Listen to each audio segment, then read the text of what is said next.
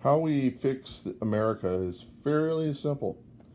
And I was thinking, how would you be able to change America with individuals? You don't. You change America with groups of individuals, with whole swaths of individuals. Rather than making the government change everybody to socialism, changing the government to socialism, you keep the capitalistic the society where people are spending money to make items and stuff, but basically the entire country unionizes, it socializes, and we take all of our money and or half of our money, some portion of our money, and we give it to the union. If we have to pay taxes, we just present our taxes to the union, and the union pays for the taxes. Okay, basically the thing is that the government loses control of the people because the people are not controlled by the taxes. They're controlled by the laws, but they're not controlled by the taxes, and they're not controlled by the companies. They basically can all decide on what they're willing to live with. As a group, they would vote on what they're willing to live with, and by abiding by that, are able to force the government to take on the laws they want, and give up the laws that are completely against the people. The companies that can live with it will stay here. The companies that can't will move elsewhere. Okay, because they can't live with it. They're not able to make the kind of margins that they wanted. They'd be forced to go to their countries. They wouldn't even probably sell here, because if anybody got a word up on them that they were doing something that was not healthy to us as a country, they would lose the capacity to sell products here, because people would just basically um, blacklist them. Okay, that's the only way we're going to fix our government, is if everybody comes together, we decide to pool our resources, put them in place, and we make the money from the companies as we do, but nobody falls under. Okay, nobody falls beneath. Um, Everybody's able to make a living wage. Everybody's able to make what they need to survive and get by. And maybe we get some luxuries on top of that. But the thing is that we focus on mainly changing the government, not really controlling it, changing the government, changing the laws, changing the way the government works to favor us. Okay, that's the only way we're going to get what we want. We could say we're going to eliminate the money primary that basically allows the rich to decide who it is that we vote for, and then those people we vote for pander to the rich, not to us. Um, to eliminate that, and that's not going to happen because it's a club inside of our government. They're kind of a secret club, and they're basically patting each other on the back and basically, greasing each other's palms. They're not really interested in in satisfying us, because when anybody gets to be in a certain seat, we either praise them or we villainize them. And so we need to praise those people that are able to stick up for the things that we need, and not to be easily emotionally controlled by the news or the news organizations. That's another thing, is that we got to stop watching cable news. It's okay if the news runs for an hour, that's fine, but if it runs all day long, that's the stuff we need to stay away from, because that stuff is going to pander to the advertisers, and the advertisers are what are paying for that content.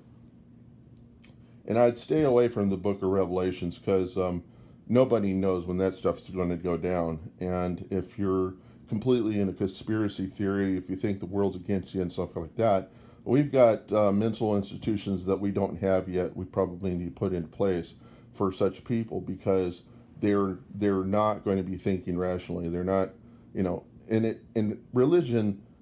If you believe in a religion, it's not thinking irrationally. It's that you're trying to describe part of the unknown. The unknown is a part of the universe that you can't observe directly, that science can't even explain. Science can extrapolate to it and try to think it can explain it, but as it says in the Bible, the knowledge of man is foolishness. What it really means is according to God. And the thing is that scientists, and my dad was a scientist, and he'll say this, that there are some scientists that will come out and claim that they know something, and put it out there, and everybody will go gaga over it, and then 2 years down the road, somebody's done the research and will realize that those scientists had the wrong properties in their system to actually come up with this idea, and it didn't stick, or it wasn't completely correct, or it wasn't correct at all. And some scientists will go out there and literally lie to the entire community so they can sell books, make a lot of money, and then get out of the business, okay? Get out of being a scientist. And that happens. And so we need to hold such people accountable, maybe, but just not fall into it. Just the same as you wouldn't fall into something that somebody throws up on Facebook if you went and tested it with Snopes.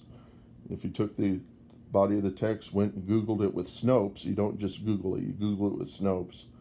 Or you go to Snopes and you take some lines from it. But I would use Google, because Google is going to look for portions of the sentences that are in the text that you're searching with Snopes, and it'll try to find it in the documents that exist on the web. And it'll also and if you put a plus and put Snopes on it, or if you put site:/snopes.com, then it will find out if Snopes has already covered this, and if it is something they've covered, they may be able to tell you whether or not it's true, okay? And rather than just keep perpetuating the lie, if it's a lie, then you will stop it, and you'll prevent yourself from looking like a fool. So, just some words of advice. You can take it or leave it, but there is a potential there that probably the solution is the solution that the capitalists don't want people to accept, and that is that we have to pay taxes, and that we need to come together, and capitalism is for individuality, socialism is for the whole, the society, and individuality has its place, but it doesn't. But whenever you have to determine rights that everybody has to determine on the rights that you need from your government. You have to kind of become socialist in a sense. The extreme socialism is stuff that everybody fears, and that's true. There's a not so extreme, and that's the one that believes in upholding all the values of what is needed for everybody in order to survive when they're at their worst, when they're down and out. What are they going to be able to fall back on? And people who are pro-capitalist will look at that and they'll say, well, if you give them a safety net, maybe they'll just sit down there and not work at all. Look, if you don't work at all, you die from something called a sedentary lifestyle. That is basically you don't move at all. And that happens to extreme capitalism. When you get all your money, you go into retirement and you just sit and do nothing. You can do it for 2 weeks and eventually you start getting sick. You go to your doctor and he'll say, you need a volunteer job. You need to go out there and do something, even if it's for nothing. And that's how we end up with all of our church organizations and all our charities. It isn't because they're taking their money and going there. What they're doing is they're trying to avoid the sedentary lifestyle that would kill them if they just did nothing. So anyhow, that there's always a tendency for one organization to look at the evils of the other and point them out and use that to keep people from going that direction. Socialism and capitalism are the salt. They're the sodium and the chloride. By themselves, they're dangerous. Salt by itself is what's called sodium metal. When it doesn't have the chloride, when you take the chloride off, salt becomes sodium metal, and sodium metal is an explosive. Chlorine is a toxic gas. That together, the two make salt, and it may be the reason why in the Bible it is said that you're the salt of the earth. If you lose your saltiness, then what value do you have? Okay, salt was also used as a form of currency at a time. And people would use salt in order to buy stuff. It probably wasn't small amounts. It was probably very large amounts, like 60 pounds of salt in order to buy a bunch of mules or something, rather than a small amount of salt, something you could stick in your pocket. I doubt that was the case. That was a small amount because salt is so prevalent across the earth. You find it in caves. You find it. It's an evaporite. You see, it comes from water going down through the ground and creating deposits. And usually, if you have a large amount of oil, there will be next to it a large amount of salt. Okay, so people who drill for oil will find big old amounts of salt. Anyhow, we don't trade salt anymore, and even Reagan decided that too much salt was bad for you. So the thing is that we are salt, and so we're capitalists and socialists. We make money, and we take a certain amount of that money and use it to support the other people in our community so that they will have something to fall back on whenever they fall out of when they're not able to do for themselves. They're able to get back on their feet, and because of having that experience of falling under, they will be more driven to be the better capitalist. Okay, to be the better supporter of everybody. They're going to figure out that they really want to go in the other direction rather than just doing nothing. And so capitalism supports individuality. You make a lot of money, you're able to go out and start a company and create jobs. Okay. Socialism is about supporting people in your community. And when you support everybody around, you start to see the value of all the businesses around you. You're not just out for yourself. Okay. Pro-capitalism will drive ideas, can't drive ideas that the community needs, because the only things that make sense in capitalism are things that make money. And certain ideas just don't make sense in capitalism. The internet wouldn't even exist if it made sense to capitalists. Okay. It was designed originally as a means of security to provide wasn't the first. It wasn't internet, but it was the stuff that came before ARPANET.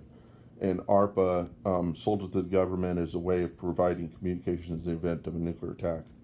And so that's the reason why the internet exists. And much of the protocols, even Linux, all of these things that would later become the operating systems that are put in our embedded devices, our TVs and whatnot, that make it easier for companies to control all to get access to the hardware that goes in the devices that they make, and it makes it easier for them to deploy and put those products out on the market quickly without, like, say, negotiating with somebody like Microsoft over their operating system.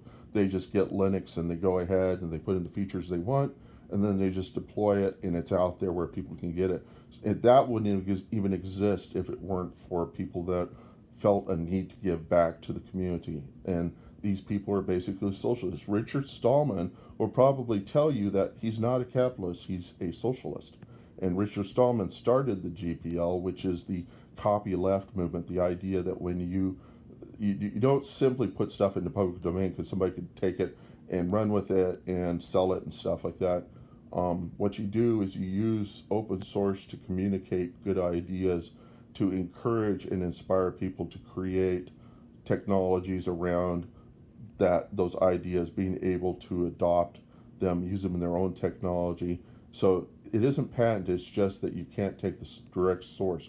You have to be inspired to create your own source, inspired by that source. It's a form of free speech. And there was a time whenever capitalistically driven companies were driven to patent software and to control the people who created software. And so they adopted open source as a way of being able to communicate ideas without having to drive them with capitalism. And so the thing is that if you have an idea, you put it out where the world can see it, you copyleft it means that nobody can copyright it, and then they're forced to acknowledge it, and they can either decide to use it or not use it.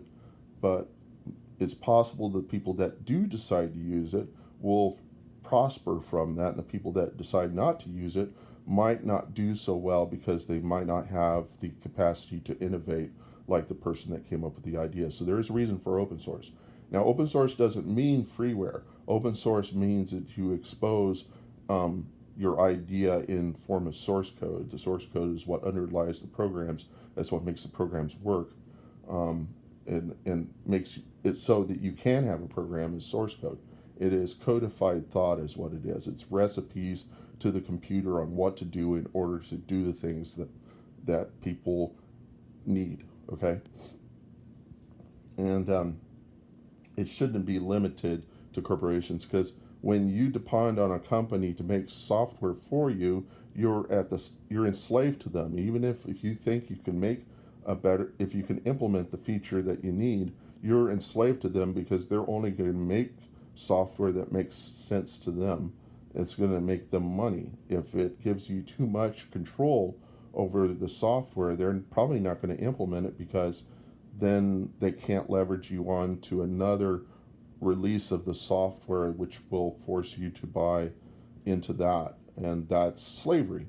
And so open source is there to free up the people so that they have a choice. They can either go with the free stuff or they can go with this commercial stuff. Now, the open source just exposes the stuff. Freeware just hands it over to everybody.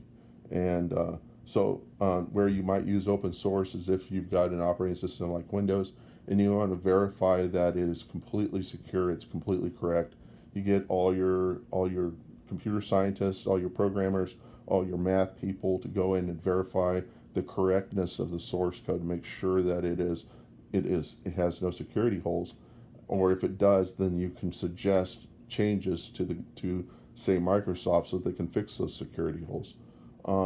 Microsoft, as far as I know, hasn't released the source code to Windows. Is probably the reason why we have so many security holes in Windows and why people experience viruses on that platform. It's got other problems through it, like it has what's called memory fragmentation. It's got stuff that's loaded up into memory multiple times for each program, and should all be just one same program called a library. And it's a library where there's no internal memory used. It's just functions that creates the variables and the necessary data inside the program, but the information, the recipes are stored in a single place and are only loaded up once. That's what happens in Linux. In Windows, you could load up multiple versions of the Visual C++ library throughout the memory, and if the system doesn't recognize them as all being the same in some cases, then it will not bring them together.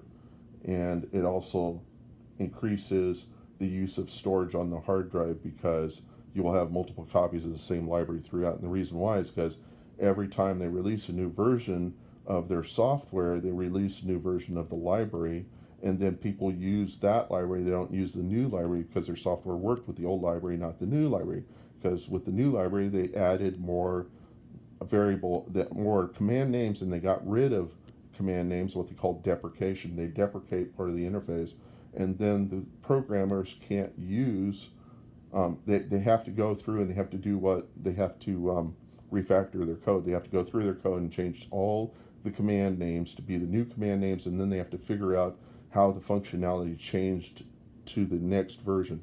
And there are some cases where guys like Microsoft will do this just to encourage people to go to the next platform, and then forces the programmers to refactor the code, and the people that use the software, the functions in the interface might also change, and they'll send for Microsoft training. Microsoft makes money by training you to use the new software, whenever all you needed was the old software. You didn't really need the new software. There was not any extra features in that you needed, but they were able to leverage you onto that platform. And how they do that is they change the file format, so that if you're to write proposals for the government and they change to the new version of Word, then all your proposal writers are also going to have to change to the new version of Word, or they're going to be forced to pirate the software. If they pirate the software, they're going to download from possibly a untrusted website. And one of the greatest ways of putting malware into software is taking software, commercial software, and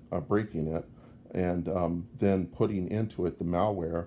But they break the security so that you can copy the software. Then they put malware around that, and you wouldn't be able to detect the malware. Your Norton wouldn't be able to detect the malware until a lot of people become prone to it, that it becomes a problem. And the only way Norton's going to be able to detect that is if it's looking for patterns that match that malware. If it doesn't, then it's in there, and they could put things in there like rootkits where malicious coders can come in and mess with your computer, collect your credit card numbers and things of that sort. So the thing is to buy from an app store, and for the word programs to be cheap enough that anyone can afford it, and or to use open source software. And if you use open source freeware software, the software is accountable because the persons that create the software, their IDs and stuff go into a thing called a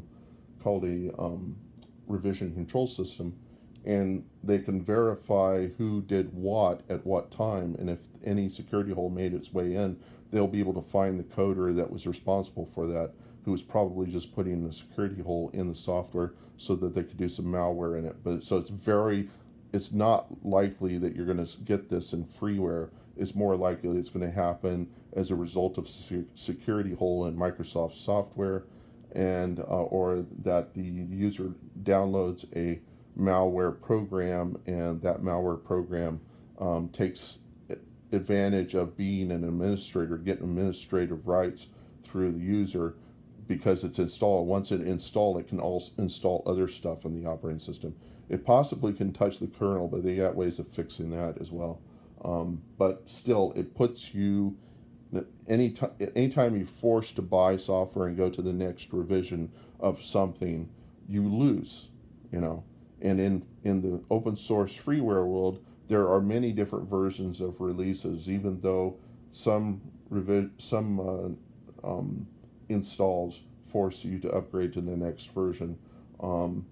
It should only be if there's extra features to be had, but they shouldn't deprecate anything. That they should never deprecate interfaces. There's no reason why you should deprecate stuff that already exists in the source code, unless it's somehow cluttering up your library, in which case you're doing it wrong, okay?